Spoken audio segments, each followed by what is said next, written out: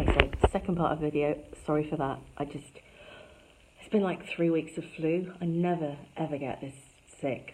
And so anyway, the happiness thing, it's kind of more than just happiness. It's a sense of like innate well-being in all of us. And it isn't even a case of learning it, it's a case of remembering it. You see, I believe quite wholeheartedly that we are born completely perfect. There's nothing wrong with any of us. And as a society, we're always looking to find fault. We're always looking to pick holes in ourselves and in other people and label people and say, well, you've got this, you've got that. You're not perfect, you're broken. And the thing is, none of us are broken. Within each and every one of us, there is a resilience, there is a core which we often forget that we have. We're part of nature, and nature's perfect. And this is no way religious one way or another, but it's probably kind of where what religion's looking for, I suppose. And maybe it's just a humanist way, I don't know.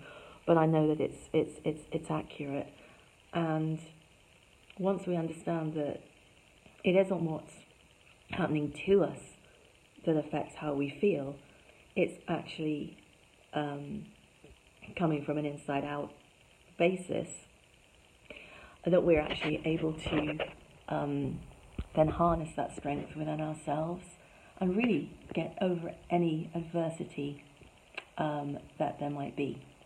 So for me, it got me through my school years, and it got me through a couple of tough relationships as well. And I honestly think, had I not had this inner resilience and maybe somehow harnessed it, I don't know how I harnessed it, I honestly don't know, but I just feel incredibly blessed that I did, because I don't think that I'd be here now if that hadn't actually have happened, because it did get, it was quite full on, really, I suppose.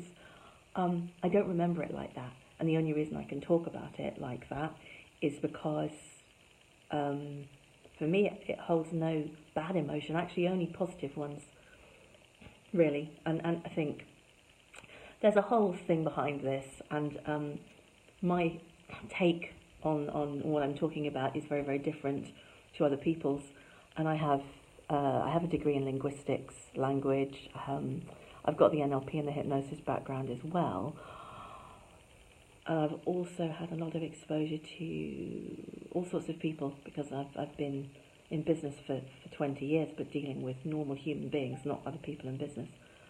So I guess what I'm trying to say to you is,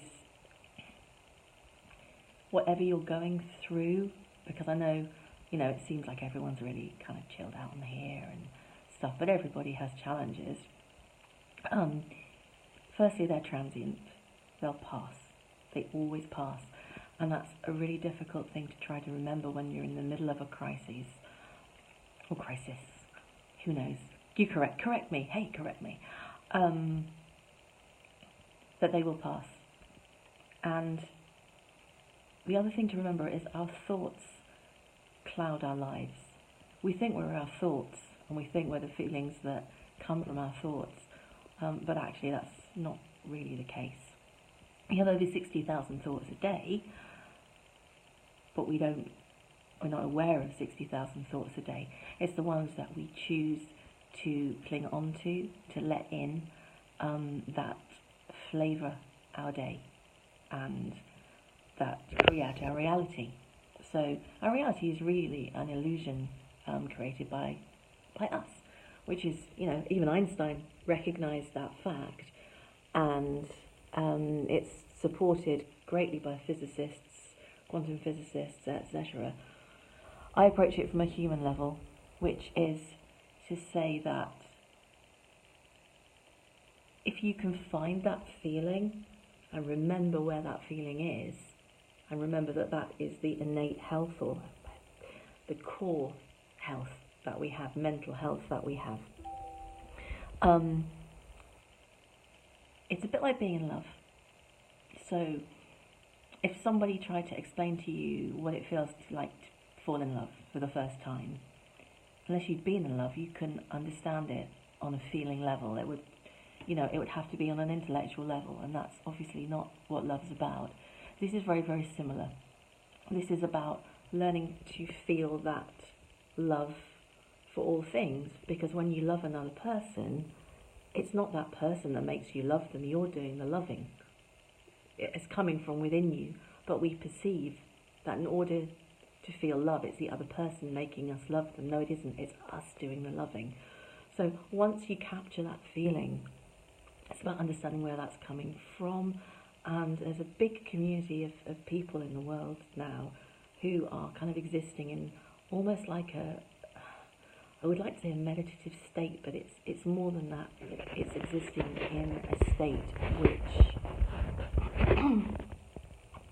gives a bigger picture. They don't get stressed. They don't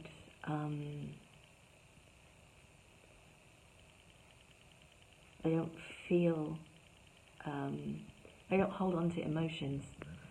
So I guess I can't even begin to explain it in a short video like this, other than to say that it's possible to rediscover our true nature, which is basically that we can be chilled out. Those can help with so many things. I've dealt with a lot of people who are coming out the other end of divorces, and honestly, they lose their self-esteem, they lose their sense of self-worth, and they lose their reality. And rediscovering is actually, it's up to us how we feel, is a big, big, big deal. And to be honest, it becomes a little bit addictive, because you go, wow, this is great. This can change things. This can stop wars. So my aim is to top down.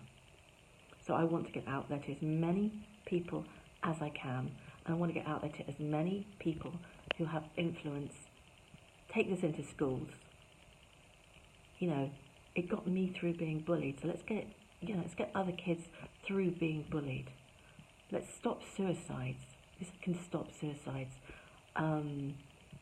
Let's get to the bullies, and let's get them thinking another way, because their reality is one of pain as well.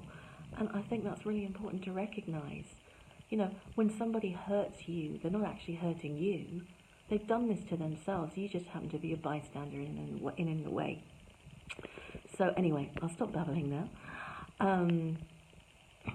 As I say, it's really late at night, and I've got horrible chest infection from hell at the moment, so I really apologise.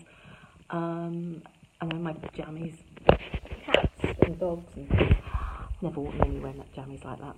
And I just really wanted to share with you the fact that there is a rediscovering of what we are, and it goes beyond traditional mental health solutions, and it gets to the heart of us, and it recognises that we are a part of nature. And if you take that to the next level and you look around at nature and you go, well, there's nothing wrong, everything happens for a reason, everything that is happening should be happening, and everything that's happening is transient, and I can make a choice to feel happy or content at the very least. In spite of that, I can choose to feel love, not for any particular person, but for everybody, everything, and myself. So it's very beautiful, and it's all about capturing a feeling, and it can be learned. And yeah, I'm incredibly excited. I'm slightly tired and a bit sick today. So I doubt this video is going to be, I think this video is going to be too long. Thank you. Bye.